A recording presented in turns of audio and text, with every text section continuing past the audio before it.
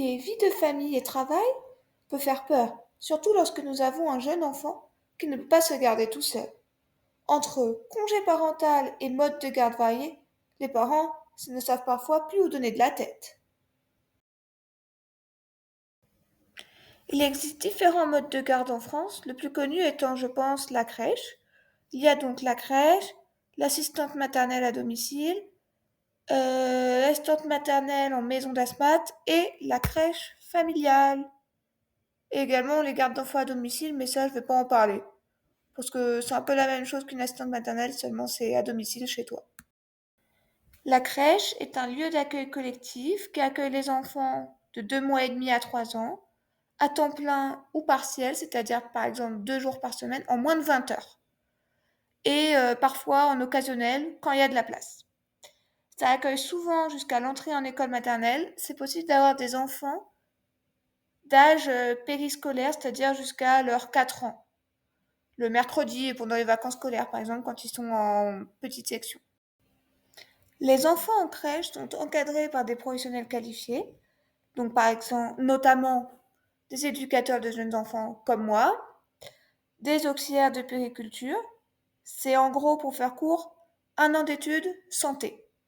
Des infirmières ou des péricultrices, péricultrice étant une infirmière qui a fait 1 an de spécialisation enfant. Et des professionnels titulaires du CAP petite enfance. Après, il peut y avoir d'autres métiers. C'est souvent rare, par exemple psychomotricien, psychomotricienne. Et je ne vais pas le détailler ici, ça prendrait trop de temps.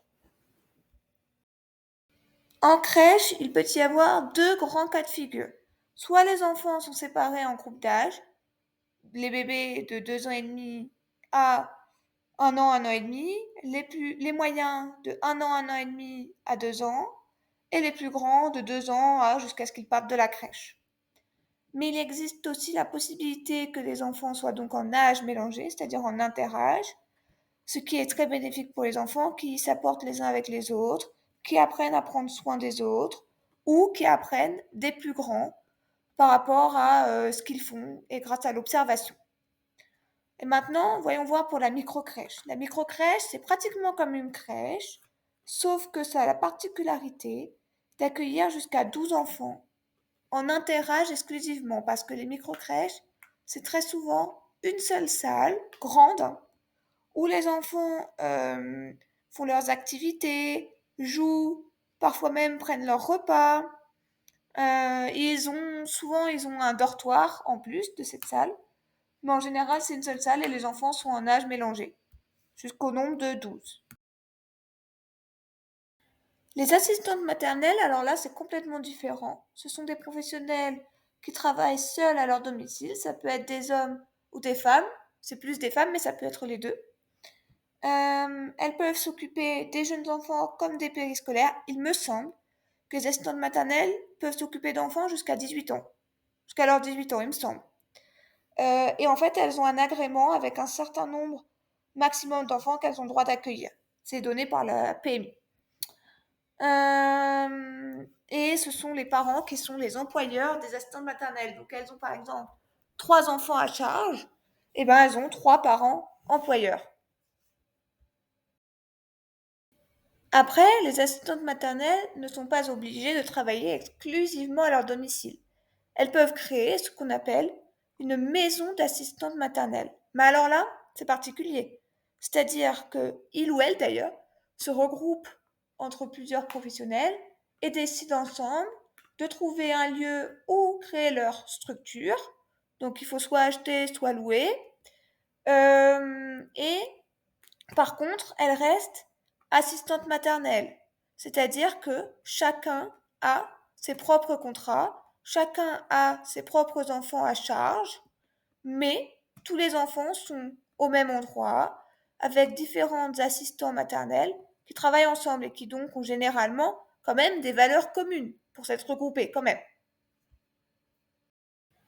Alors, les crèches familiales, j'ai voulu les mettre en avant parce qu'en fait, je suis pas sûre que ce soit hyper connu.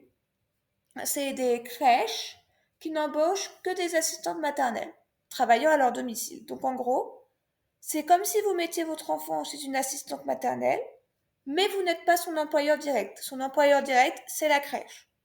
Et en plus de ça, vu que la crèche est son employeur direct, cette dernière a un projet d'établissement avec des pratiques à mettre en place.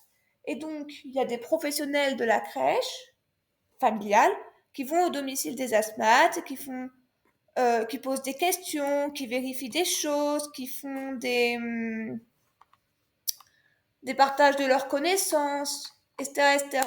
Et ces structures, crèches familiales, proposent le matin souvent, en semaine, des ateliers entre assistantes maternelles et avec les enfants.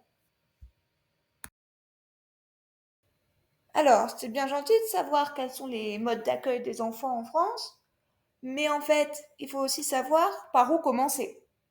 Eh ben, moi, je pense qu'il faut d'abord se renseigner hyper tôt, pendant que la maman est enceinte, parce que, en fait, j'ai remarqué que les places en crèche sont très limitées, que souvent les parents se retrouvent sur liste d'attente. Après, pour les assistantes maternelles, il est plus facile de trouver de la place.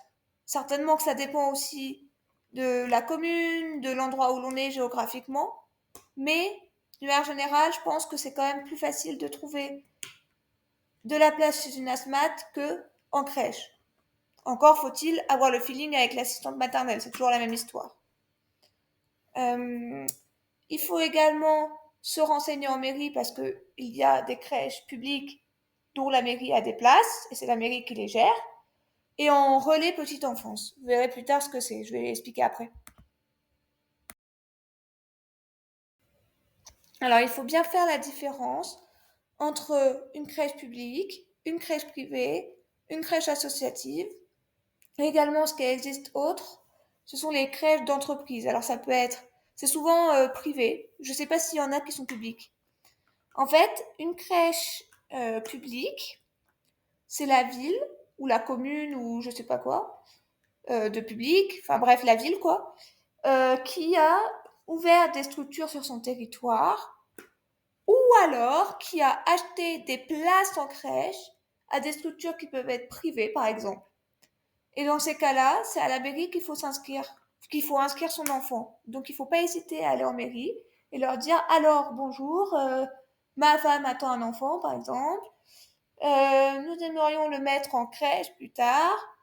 Comment cela peut-il se faire? Ou nous aimerions connaître les modes de garde que vous avez sur votre commune. Comme ça, ils peuvent vous parler des crèches, des assistantes maternelles, de tout ce qui existe. Et puis, ça peut vous rassurer.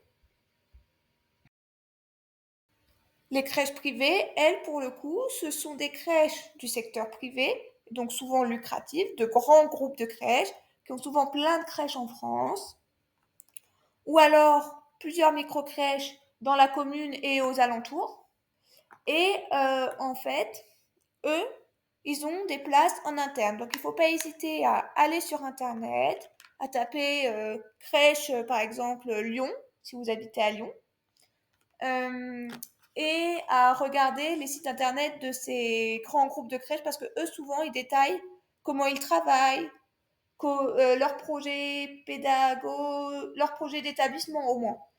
Euh, S'ils ont potentiellement de la place dans la crèche, je suis pas sûre que ce soit écrit sur le site, mais peut-être, c'est possible. Et après, il y a souvent des numéros de téléphone. Donc là, il faut pas hésiter à les contacter et à les voir sur place, parce que c'est directement avec le directeur ou la directrice de la crèche que vous pourrez fonctionner. Pour les crèches privées, je parle. Et le dernier que j'ai marqué sur mon diaporama, c'est les crèches associatives. Et en fait, les crèches associatives, moi j'ai travaillé dans une association dernièrement qui avait entre autres des crèches. Et en fait, cette association a créé des crèches en partenariat avec la ville. C'est-à-dire que la ville a fait construire toutes les crèches et l'asso s'est engagé à gérer toutes ces crèches-là. Donc la ville a dit, puisque gratuitement on vous a fourni les locaux, gratuitement vous nous fournissez les places pour les habitants de notre ville. Et par contre, vous gérez tout. Donc en gros, l'association gère tout, mais c'est les habitants de la ville qui ont des places. Donc les habitants de la ville doivent, même si c'est une association, se diriger à la mairie pour aller réserver des places en crèche pour leurs enfants. Après, je ne sais pas s'il y a des associations qui fonctionnent différemment et où les places sont que des places exclusivement internes à l'asso. J'en ai aucune idée. Et puis en dernier, je voulais vous parler, je ne l'ai pas écrit, mais je voulais vous parler des crèches d'entreprise. En fait, les crèches d'entreprise, ça c'est très intéressant.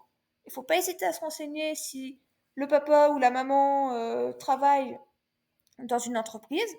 C'est que parfois, il y a des entreprises qui créent ou qui achètent, je sais pas, euh, une crèche ou alors qui achètent des places dans une crèche qui existe déjà, qui s'appelle place d'entreprise.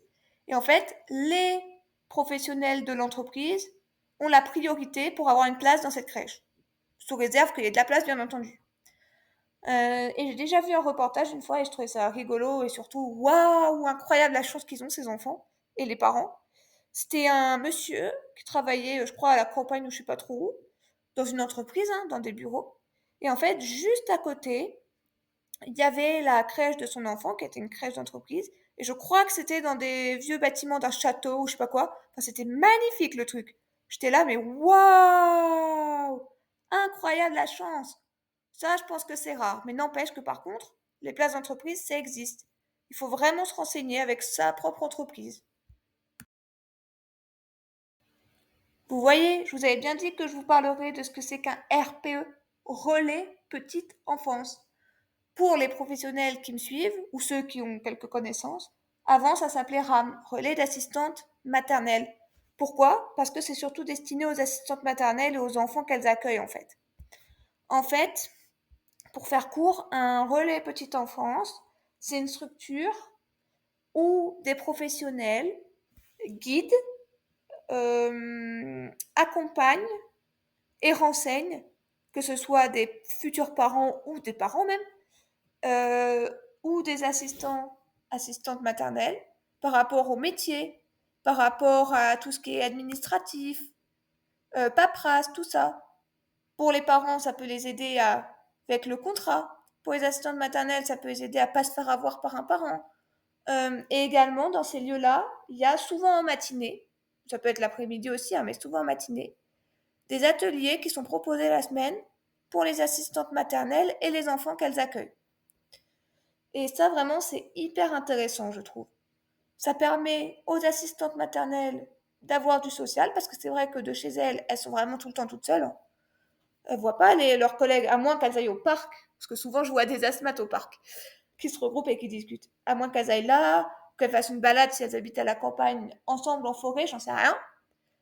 Mais sinon, ben, je dirais qu'en vrai, les assistantes maternelles, elles sont assez solitaires hein, dans leur métier. Donc je trouve ça hyper intéressant. Ça permet qu'elles se regroupent, qu'elles discutent. Ça permet aux enfants de voir d'autres enfants. Et ça permet aux professionnels de faire de la prévention. Par exemple, si elles observent une pro avoir une pratique un peu questionnante, elles peuvent lui parler, la questionner, lui donner des conseils, des avis, etc., etc. Ou même les pros elles-mêmes, parfois, posent des questions par rapport à une situation avec des parents ou par rapport à des observations sur un enfant. Donc ça, c'est hyper intéressant comme type de structure aussi. C'est accompagnement des pros, assistant, assistante maternelle, hein, c'est précis. Possibilité d'accompagnement des parents et puis accompagnement un tout petit peu des enfants. Bon, et pour le reste, par rapport au relais petite enfance, etc., je vous laisse lire mon diaporama parce que j'avoue qu'on arrive à la fin de la vidéo et que du coup, je pense que bon, c'est bon, vous pouvez lire. Voilà!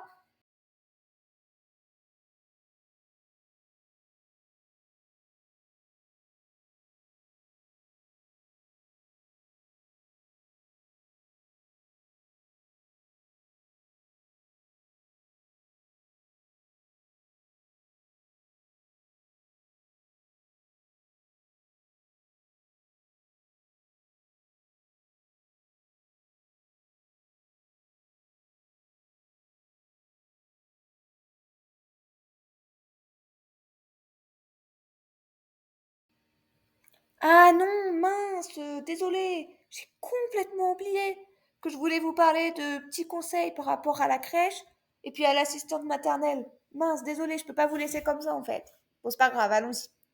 Alors la crèche, en fait, en crèche, si vous comptez y mettre votre enfant et qu'une place s'est libérée, par chance, eh ben, vous allez avoir un premier rendez-vous avec le directeur ou la directrice de la structure, bien entendu. Et à l'issue de ce rendez-vous, n'hésitez pas à poser toutes les questions que vous avez à la personne en face de vous. Ça peut être tout et n'importe quoi comme question. Il n'y a pas de questions bêtes. Il ne faut surtout pas avoir peur de poser vos questions, parce que c'est ainsi que vous allez voir si le contact passe bien, si, d'après ce que vous répond le directeur ou la directrice, les pratiques des professionnels vous conviennent à peu près, et si la crèche sera réellement bonne pour votre enfant, c'est-à-dire si ce sera réellement le bon mode de garde pour votre enfant. Bien entendu, c'est pas en un rendez-vous que vous pouvez le savoir, mais il peut y avoir un petit sentiment qui vous fait dire ah non non non, je me sens pas trop de mettre mon enfant à cette crèche. Ah oui, ça a l'air super bien, allons-y, partons là-dessus. Donc faut vraiment pas hésiter à poser toutes vos questions. Et aussi, très très important, demandez à voir le projet d'établissement.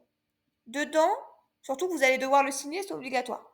Dedans, il y a le projet pédagogique qui met en avant toutes les valeurs de la structure. À peu près un ensemble de pratiques professionnelles des pros.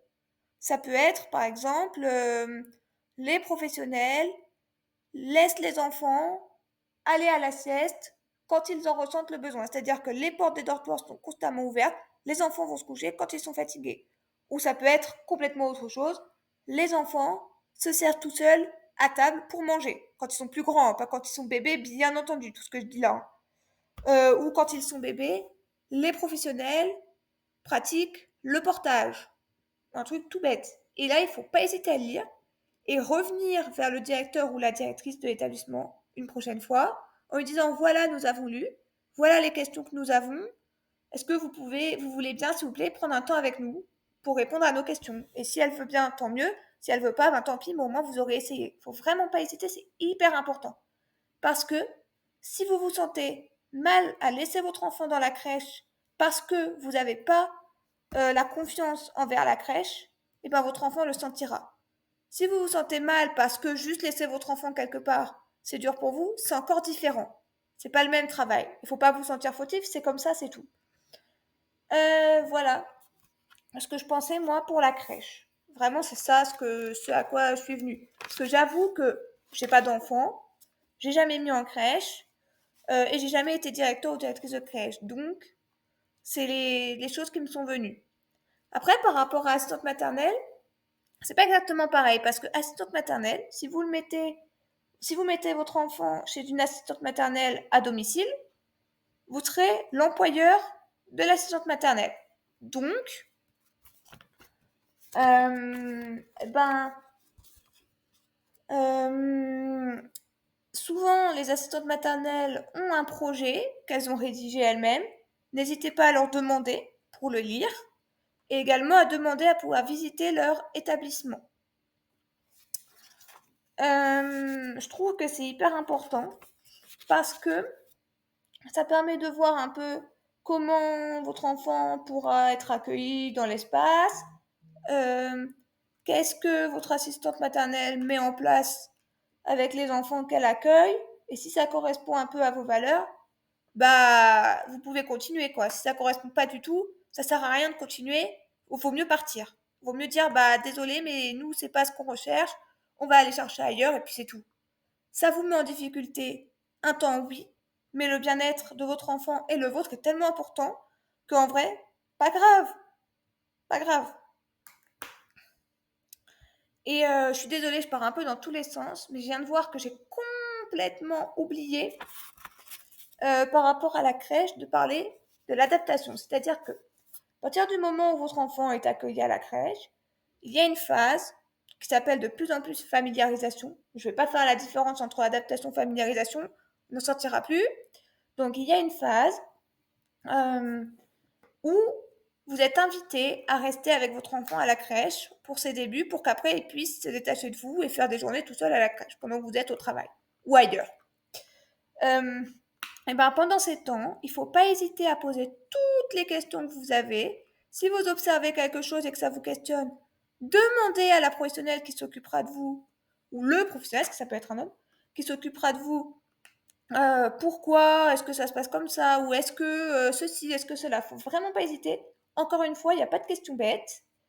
Ensuite, si vous voyez une pratique qui ne vous convient pas, voire même qui vous choque, il ne faut pas hésiter non plus à aller voir le directeur ou la directrice au moment où vous partez, si il ou elle est disponible, et lui en faire part. Et en fonction de sa réponse, voir si ça vous va ou pas, de laisser votre enfant là, si ça vous convient ou pas comme réponse. Également, ce qui peut être intéressant, ça c'est à la fois chez l'assistante maternelle et à la crèche d'ailleurs. Ce qui peut être intéressant, c'est de demander à rester si c'est important pour vous. Par exemple, vous voulez assister au temps des repas ou alors vous voulez carrément montrer aux professionnels de la crèche comment se passe le repas avec votre enfant. Donc c'est vous qui le nourrissez pendant le temps du repas, du midi. Ça peut être très intéressant. Pareil pour la sieste, etc., etc. Bon, ben voilà, hein, je crois que j'ai fait le tour de tout ce qui est lieu d'accueil du jeune enfant en France. Je sais, j'ai été hyper bavarde, mais bon, je suis quelqu'un de très bavard, donc va falloir vous habituer. C'est comme ça. Et qu'est-ce que je voulais dire?